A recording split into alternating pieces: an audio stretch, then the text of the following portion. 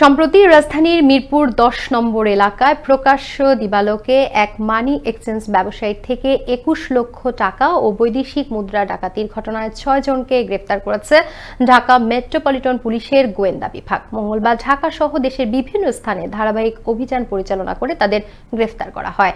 এ সময় গ্রেফতারকৃতদের নিকট থেকে ডাকাতির লুণ্ঠিত ৫,০৩,০০০ টাকা ও ১০৬টি বিভিন্ন মানের বৈদেশিক মুদ্রা, ২,১২,০০০ টাকা মানের জাল টাকা এবং ঘটনার কাজে ব্যবহৃত ৩টি মোটরসাইকেল ও একটি মাইক্রোবাস উদ্ধার করা হয়।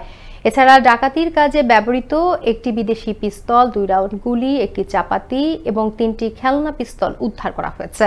বুধবার দুপুরে রাজধানীর ডিএমপি মিডিয়া সেন্টারে আয়োজিত সংবাদ সম্মেলনে এসব কথা জানান ডিএমপির দক্ষিণ গোয়েন্দা বিভাগের যুগ্ম কমিশনার মোহাম্মদ নাসিরুল ইসলাম।